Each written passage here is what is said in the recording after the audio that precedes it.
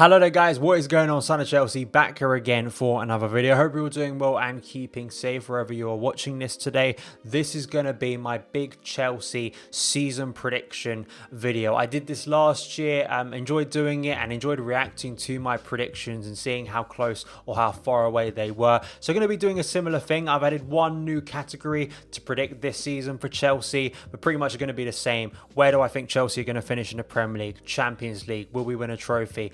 Player of the season, top goal scorer, all of that stuff in today's video. But before we get into any of that, I want to ask you guys, if you haven't already, hit that subscribe button and the notification bell so you never miss an upload. Also, do me a favor by hitting that like button if you're excited for the new season, because it helps out the channel as well.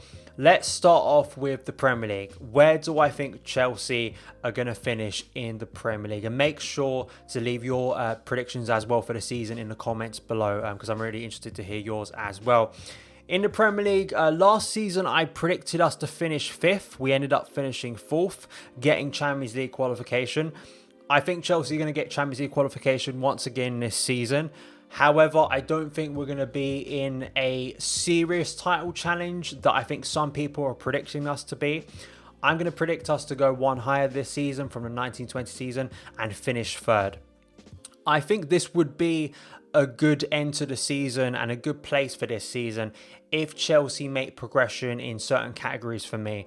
Defensively, defensive structure is a big concern. I mean, when people were talking about the attacking additions to the team, defensively, Chelsea have to improve. They have to improve pretty drastically from last season. That's a combination of Frank Lampard's defensive structure on the pitch and also certain personnel, especially Kepa Arrizabalaga in goal, who had an historically bad season in goal for Chelsea last year. If Chelsea rectify that position, we could improve defensively. But thinking about even Thiago Silva, how he is going to adapt to the Premier League at the age of 36 now.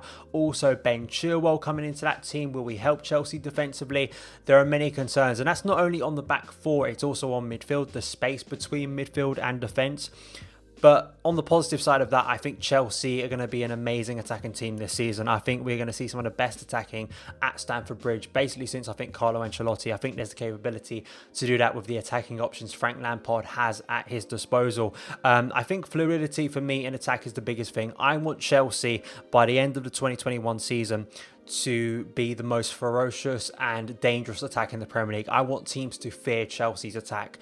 Even if defensively at times we're a little bit ropey and we still are improving slowly, we can't be as bad defensively as last season, but in attack, I want Chelsea to put on some dominant attacking display against inferior sides, which we struggled to do last season consistently. Also for me, closing the gap. Chelsea have to close the gap between us and Liverpool and Manchester City. If we can do that and finish 3rd, maybe 7 or 8 or maybe 10 points behind them compared to last season, that will be an improvement. I know there's a lot of people looking at the investment and saying Chelsea have to now go on and win the league. It's going to be difficult. Liverpool and Man City have built a really solid base over a number of years. It's about starting to bridge that gap and close it. Also in the games we play against those teams this season. But I think 3rd is fair, and I actually think the squad depth of Chelsea compared to other teams in a really congested season will come in handy this year for Chelsea. I'm going to go 3rd. I think that's the minimum requirement for me. Chelsea have to get Champions League football, and I think finishing ahead of Man United this season I think is big as well, and closing that gap and maybe even finishing a little bit higher, maybe 2nd and getting into a title challenge, but I'm going to go 3rd this season. Next, Champions League. Last season I predicted Chelsea to go to the quarterfinals, the final 8. We ended up going to the round of 16, of course being knocked out by eventual winners Bayern Munich. I'm going to go with the same this year, quarterfinal. I think Chelsea, it's the simple fact this year, Chelsea have not won a Champions League knockout tie since 2014 against PSG. That's how long it's been. In some of those seasons, of course, we haven't qualified for the Champions League. We've gone into the Europa League. But at the same time, in knockout ties, Chelsea have to improve. Of course, I think it's going to be a little bit more challenging this year when we got quite a challenging group last year, because, of course, we didn't win the Europa League this year, so we're not going to be in pot 1, I believe. So we could face the likes of Real Madrid, a reunion with Thibaut Courtois and Eden Hazard, really get a massive team like Bayern Munich as well in our group. But at the same time, I think Chelsea have the capability to get out of the group stage. And I think with the exciting squad we have with the likes of Timo Werner, Kai Havertz, Hakim Ziyech, players who have played in European competitions and done pretty well, well. I think Chelsea do have the capability to surprise a few this year in that competition. So quarterfinal for me, I think would be a good return. Even maybe beyond that would be incredible for Frank Lampard. But I'm going to go with quarterfinal for the Champions League this season. Next, do I think we'll win a trophy? Yes. Of course, we missed out in the FA Cup final last year to Arsenal, but the League Cup and the FA Cup should be priority competitions for Chelsea this season. We've got the squad depth to do it, to rotate in those early rounds. Of course, a lot of the time it does come down to luck of the draw, but I do think, as we saw in the FA Cup, even when Chelsea came up against the likes of Liverpool, Man United, they could get past them and into the final. I just think it's so important for squad harmony that the squad this year wins something, especially for those younger players betting into the first team squad. It would be an amazing sight for Chelsea fans, and especially for me, I think emotionally, seeing Frank Lampard just win a League Cup, which may not seem like the biggest trophy compared to other big titles we've won in the past, but I think under Frank Lampard, it means so much more even to win one of those competitions. And I think for squad development, it's really important. Winning mentality, which is an overused term in the modern game, but I do think it's important, especially if we can't win the league this year, for the next year to win that piece of silverware and then progress on from that. So I'm going to say yes, either a League Cup or an FA Cup. I'd actually go for a League Cup because I think it's a decent trophy, and historically it's always been a good boost for Chelsea to win that competition. We haven't won it in a few years, but the FA Cup, of course, is always special as well. Moving on now to top goal scorer. I got this correct last year with predicting Tammy Abraham as the top goal scorer. This year, it may seem like an obvious option. It's the new boy. It's going to be Timo Werner. I think he's going to score a lot of goals with Chelsea. I think this Chelsea side is capable of scoring a lot of goals.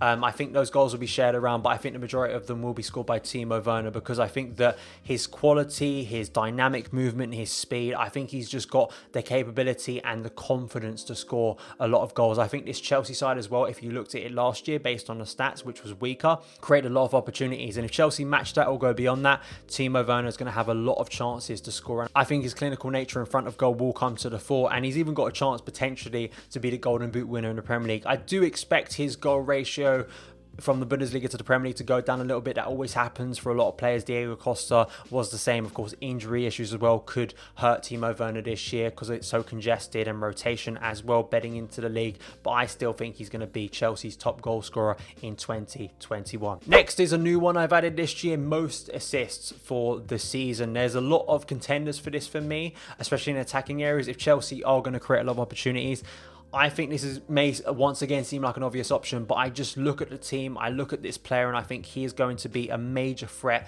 for creating opportunities for his fellow attackers this year, and that is another new signing in Hakim Ziyech. I think that wand of a left foot that we saw so often for Ajax and saw in the first preseason game where he helped to create the opening goal there, I think that's a combination and a pattern of play you're going to see very regularly. It's so hard to defend his deliveries, and I think you look at the stats from his time in the Netherlands, and I think he's going to transfer over to the Premier League really well, and I think he's going to become such a dangerous creator for Chelsea. I think it's going to be so hard to shut him down as well. On his side, with maybe Kai Havertz operating in that area too, you could maybe see Kai Havertz create a lot of opportunities for Chelsea, but I just think Hakim Ziyech, his natural guile, his movement, his intelligence, his craft will become Chelsea's main creator, and I think he's going to get a lot of assists this season for Chelsea. Next is going to be one of the big awards, Player of the Season. My big problem with this award, and both awards, Player of the Season and Young Player of the Season, I have to make this caveat before I give my selections, was picking two players who were injured before the season started, and I promised myself don't do that again, but I'm going to have to break my rule for Player of the Season, because I just think that this guy, based on his end to 1920, will reach new levels, especially with the players he's going to be playing with now in 2021. Christian Pulisic, Captain America, will be Chelsea's Player of the Season. I loved watching this guy last season. He was just exhilarating to watch on a football pitch, especially in the remaining months of the season, but even in the autumn when he started to get that confidence, his raw ability, his dribbling, his skill, his confidence. I think his eagerness to score goals as well. He's just a cut above the rest, really. I think with a lot of these players, I think hopefully the levels at Chelsea where, sort of relying on certain players, hopefully it won't all be on Christian Pulisic, but I just think this guy has got the capability to take the Premier League by storm once again next season. I even considered making him top goal scorer because I just think he's got that anticipation for goals. I think a little bit different to say an Eden Hazard. I think he's more selfish. I think he wants to score bundles of goals, and I think he's got the capability in his boots to do it. But I do think he'll be Player of the Season. I just think he's going to be one of those players that now adapted to the league, the confidence, the raw talent within there to just create something out of nothing. He's so difficult to defend against, and I think once again he's going to be one of Chelsea's key men next season, even with the new additions. So Christian Pulisic is going to be my player of the season. Young player of the season now, many candidates for this. It was very difficult to predict last year. I think you could look at the likes of Mason Mount still, Kai Havertz coming into the club. Tammy Abraham could still get it if he gets a substantial amount of minutes as well. Billy Gilmour, if he returns from his injury. Ethan Ampadu could stay and get some minutes for Chelsea. But I think a player who will make a major breakthrough this year, and he made a breakthrough, of course, in 1920, but I think this is the year he really nails down his place in the team, and that's going to be Reece James. I think he's going to play such an important role for Chelsea creatively, especially on that right side with linking with Hakim Ziyech, and I think Kai Havertz as well. I think fullbacks are going to play such a major role in Chelsea's creative play moving forward, and I think Reece James is a big part of that.